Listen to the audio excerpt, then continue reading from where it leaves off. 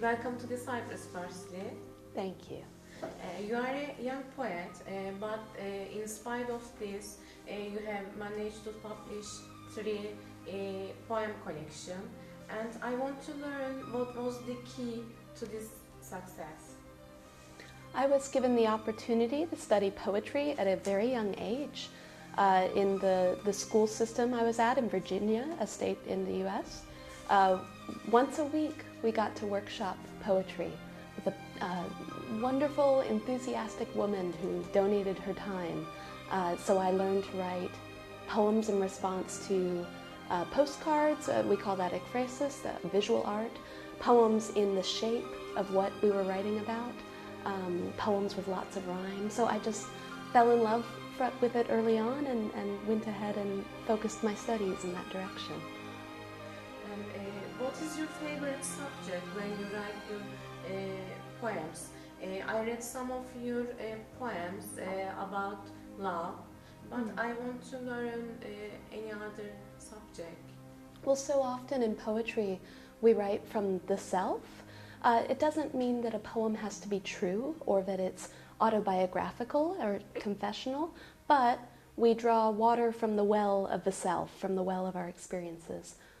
I love poems that resist that by talking in unexpected voices. So poems in the voice of a piano or an eggplant or an orchid or a figure from Greek myth, where we temporarily set aside the self a bit and write from a place of great imagination. Yeah. I learned that you graduated from the American University and Master of Fine Arts. Mm-hmm. And what was the contribution of this study to your poems? Oh, I'm so glad you asked. The MFA at American University is a bit unusual. It requires that everyone study poetry and translation, world poetry, and even the fiction writers, the novelists, the memoirists, everybody. And so I knew many American poets, but I had not yet learned about the great body of work in the larger world. So that was something that program asked me to do. I studied poetry by people like Lorca, Czesław Miłosz, Nazim Hikmet, many poets.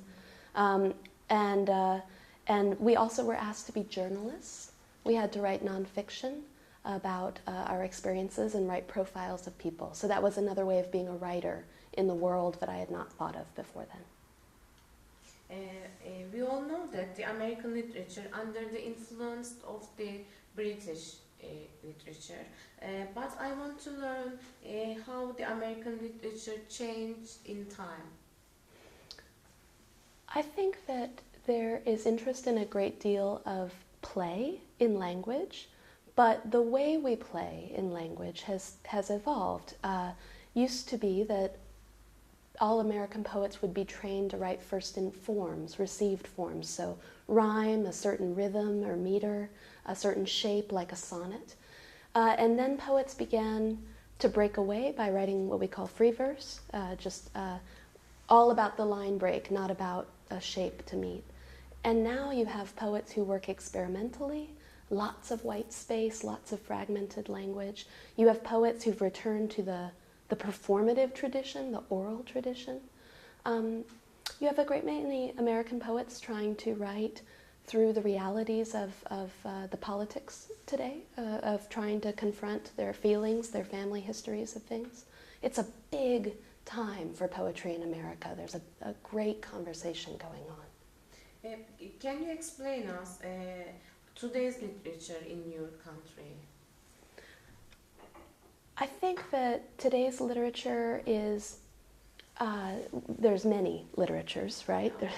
But I think that we're interested in some ways playing with realistic depictions, but adding a fantastic element or an unusual element. Writers like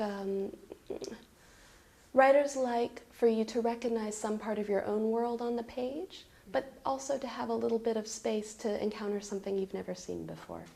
There's a great critical dialogue. a great discussion of who is recognized and why, a time to lift up voices of what we would call minorities, people who previously have not been given publication space. We're really working to make it more inclusive. And Spanish is the most common foreign language used in the America. Do you think that the Spanish language has an effect on your literature? Yes, I think speaking personally, I know that what we would call Latinx, those cultures might be Spanish, might be Mexican, might be Central American, are bringing so much vital imagery into the world of poetry. Very interesting discussions of machismo and masculine, feminine energy, and writers who work in between the two.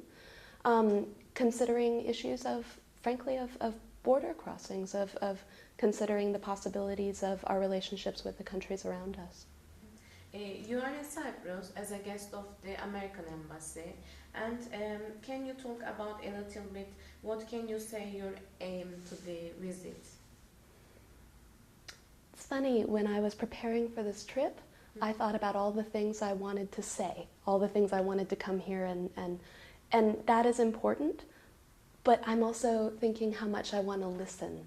And I think that we just finished a literary festival, I think 17 countries represented, and so much of what I learned was about listening to these experiences of poetry and being writers, moving through the world, the struggles, hearing. What I would like to do is just show that American poets are engaged beyond our country, that we're excited to learn more, that we need to be translating more, bringing more in, that we know that our country can be in a difficult moment and we can still create time and attention for culture and art, and that we care. Is this the first time to come to the Cyprus? Yes, first time to this part of the world. And what is your observation about the Cyprus? And as you see that there is two different communities here and two different languages, have you ever been read any Turkish or Greek poems or? I have had some exposure because of those studies that I mentioned, and I know a little bit about contemporary poetry, although if I try to name things, I'll get it wrong. But I am tremendously impressed by the dialogue between cultures. I am learning so much to appreciate the art. In America, we have often within towns, there's something like a north and a south because of race and because of so I feel in a way I recognize and respect the energy that comes out of that, and I'm really enjoying hearing the musicality of the language. We got to hear some poets read poems in Turkish as part of the festival. It's a beautiful language. Thank you. And do you think that arts or literature can be used as a tool to bring the two communities closer? It must. Yes, it must. I think that you cannot understand until you've been in dialogue, and I think that art thrives in places that are difficult. It can actually take a tension or a pain and make it something powerful, make it useful. And I think that poets, as we go through the world, we are the ones who look. There was a poet from Iceland here. He said that we tell stories to give history to the next generation. And I listened to him when he said that. I learned that. And I think about that as something I can do in my own poetry. Yes. Thank you very much. Thank you.